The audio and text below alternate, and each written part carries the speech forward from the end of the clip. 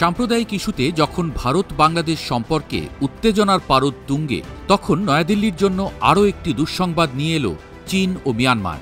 ভারতের প্রতিবেশী এই দুদেশ জোট বেঁধে তাদের ক্ষমতা বাড়ানোর চেষ্টায় নেমেছে, আর এতে দুদেশেরই বড় স্বার্থ রয়েছে।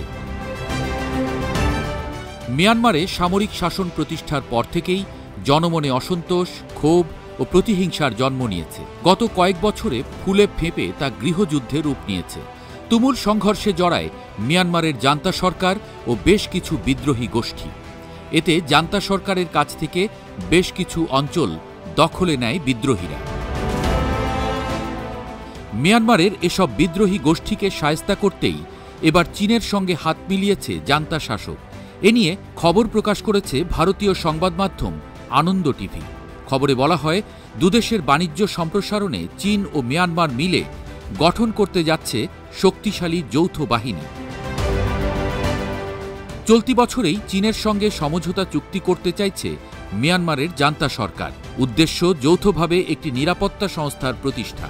এই সংস্থা মূলত বিদ্রোহীদের হাত থেকে বেইজিংয়ের বিনিয়োগ রক্ষার কাজ করবে বলে সরকারিভাবে জানা গিয়েছে। গত 22শে অক্টোবর এই চুক্তির খসড়া তৈরির জন্য একটি ওয়ার্কিং কমিটি তৈরি করে জান্তা সরকার। সেই খবর প্রকাশ্যে আসতেই একে বেসরকারি ফৌজ প্রতিষ্ঠার প্রথম পদক্ষেপ বলে দাবি করে বসেন একদল বিশেষজ্ঞ। ভীতিকর বিষয় হচ্ছে, চীন ও মিয়ানমারের সম্মতিতে গঠন হতে যাওয়া যৌথ সংস্থাটিকে তুলনা করা হচ্ছে রুশ প্রেসিডেন্ট ভ্লাদিমির পুতিনের ওয়াগনার গ্রুপের সঙ্গে, যুদ্ধক্ষেত্রে যাদের ভয়াবহতার জন্য বিশ্বব্যাপী পরিচিত। সিরিয়া, চেচনিয়া ও ইউক্রেন একাধিক যুদ্ধে ওয়াগনার বাহিনীকে কাজে লাগিয়েছেন পুতিন। এদিকে মিয়ানমারের জান্তা সরকারের সঙ্গে যৌথ বাহিনী গঠন করার বড় একটি স্বার্থ রয়েছে চীনের। বর্তমানে ভারত মহাসাগরে প্রবেশ করার ক্ষেত্রে মালাক্কা প্রণালী ছাড়া বেইজিংয়ের কাছে দ্বিতীয় কোনো রাস্তা নেই। আমেরিকার সঙ্গে সংঘাত বাড়ায় এই রাস্তা ওয়াশিংটন বন্ধের চেষ্টা করতে পারে বলে আশঙ্কা করছে বেইজিং।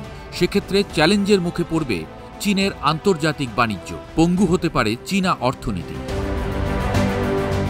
সেই বিপদ থেকে বাঁচতে বেইজিংয়ের বেল্ট অ্যান্ড রোড ইনিশিয়েটিভের অন্যতম বড় প্রকল্প হল চীন মিয়ানমার অর্থনৈতিক করিডোর বা সিএমইসি। চীনের কুনমিং প্রদেশ থেকে আরাকানের রাখাইন রাজ্যের কিউকপিউ বন্দর পর্যন্ত চলছে এর নির্মাণ কাজ।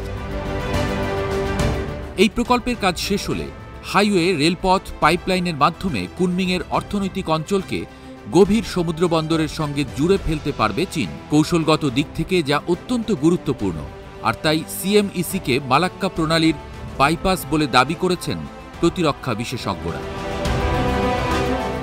আগামীতে এই সংস্থাকে সামনে রেখে গোলাবারুদ থেকে শুরু করে যুদ্ধবিমান, যাবতীয় হাতিয়ার চীন থেকে আমদানি করতে পারবে আরাকানের সরকারি ফৌজি অফিসাররা। ফলে আক্রমণের ঝাঁজ বাড়িয়ে বিদ্রোহীদের দখলে থাকা এলাকা ছিনিয়ে নেওয়া সহজ হবে জান্তা সরকারের।